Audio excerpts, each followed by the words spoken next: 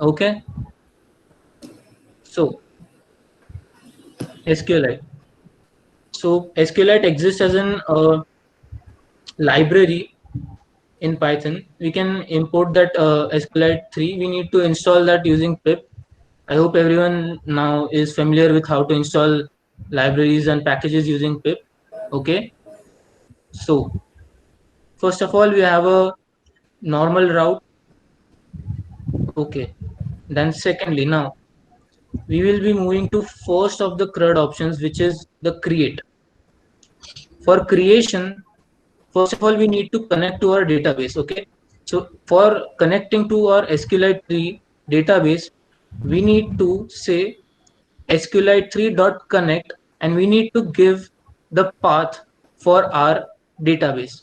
Okay, so this is nothing but the path to the database, and then it simply connects. Okay, then we need to create a cursor. Cursor is nothing but it acts as an interface, live interface between your database and your program, and it executes all the SQL queries which we need. Okay, so first of all, uh, as you can see, it is executing select star from details. Let's see our, I have my server running. Okay, so for you need to start the server, so keep that in mind. This is our home page, which reflects to our index route, and then let's go to our insert route. Okay, so here we have insert route. Here we can see the by default already added entries in our database. Okay, so now if the request is post, so basically if you are submitting the form for insert route, we are getting the data from the form, which is as usual. I think you all are familiar now, and then we connect with our database and name it as connection. This is nothing but connecting to the database and giving a name to that connection. And then, okay, this is try and accept. This is basically exception handling. If something goes wrong, we can return some custom message to the server. Okay, so we are creating a cursor, and then we say cursor dot execute insert. Now this is basically a simple insert statement in SQL, and in that we are passing our variables. Okay, which is name, color, and opinion. We will be seeing let's see our website. Okay, so here we have the name. Let's say my name is Arnav, and my favorite color is blue. And are you enjoying the Flash backend course by Synergy community? Yes, of course. I hope so. Everyone is. And as you can see, we have an updated row. Okay, so how did this happen? So we have the form submitted. We have the variables, which is the name which I entered, which is the color, the blue, and opinion, which was yes. And I simply say connection dot commit. Now please pay attention. This connection dot commit is a very important state. Okay, so if you know the GitHub part, unless we commit the our latest changes to the repo, we can't see those changes reflected. Okay, so similarly in database too, until we commit the changes which you have done after executing any of the queries, we need to commit it, or else our data will not be retained. Okay, so please make sure, please be careful with that. It is very necessary to commit. Okay, and this is simple exception handling. If there is some exception, we are passing the exception name and the arguments. Okay, so this was our simple insert, which is create part of the CRUD operations. Second part is the update part. Okay, so if you have a database, it is really necessary to change the database. It is necessary to update. So for example, if you have some person related database and someone has shifted to another location, we need to update the address, right? We can't keep the old address, it will create conflicts. So we need to update data on frequently. Okay, so again, the update part, the steps are similar. Create a connection to the database file, create a cursor, and this is simply fetching all the rows. Okay, so let's go to our update route, edit some entries. So this is our update route. Okay, and here too we can see all the rows which exist in our database. Let us change this. Let's say I don't like blue now, I like green, and my name is Arnav, and I like the session. Yes, of course, that is not changing. And let's edit this. As we can see, the change is reflected. Now it says green instead of blue. So how did this happen? Let's find out. Okay, so when we are submitting a form, it is going to be a post request. So this is what we need to focus on.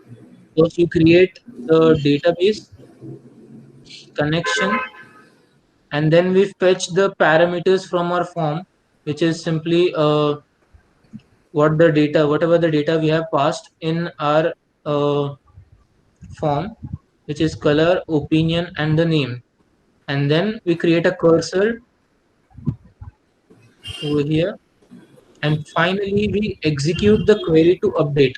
Now this is a simple SQL query for updating data, update details, and set color equals whatever the color is passed, opinion whatever opinion is passed, and name whatever name is passed.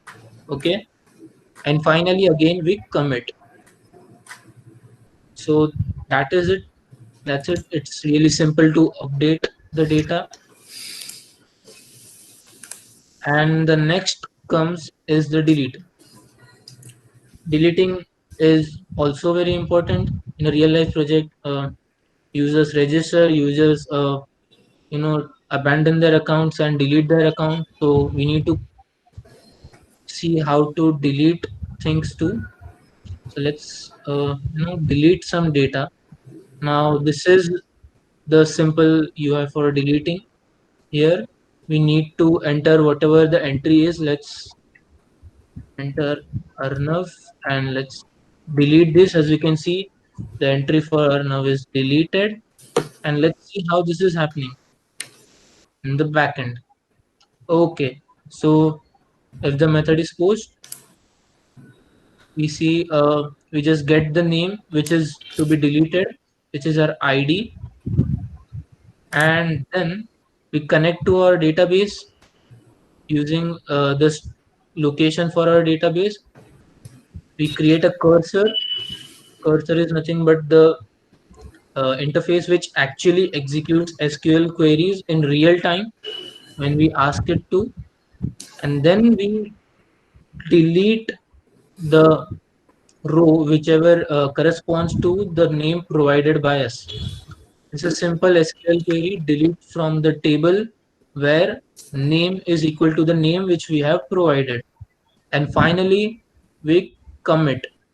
Okay, so finally we commit, and the changes are reflected, and then we say return redirect URL for. Okay, so this is it.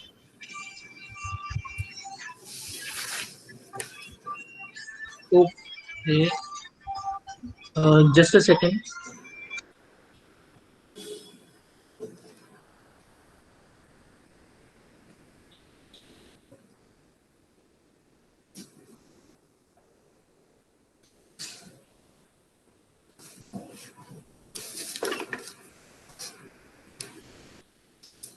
I guess he has got an important call to attend.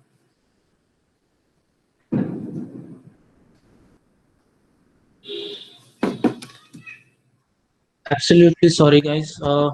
Let us continue with our the deletion phase. We are on the deletion phase, so we see uh, finally we the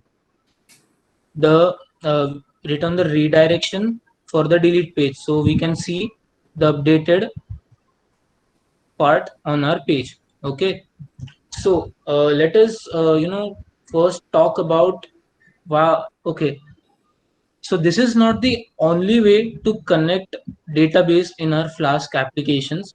There are multiple ways, but this is one of the way.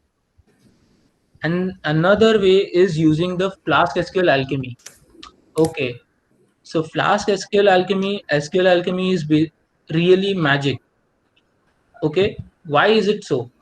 SQL Alchemy can connect to multiple databases. For example, MySQL, PostgreSQL, it can be SQLite, it can be Firebird. There are many databases it supports. And what astonishing part about it is that it does all of the it connects to all of the various databases using single syntax. Yes, so we have a common syntax for all the databases. We need not worry about changing anything if we are moving from one database to another database or anything like that. Okay, so we have included that part in our documentation.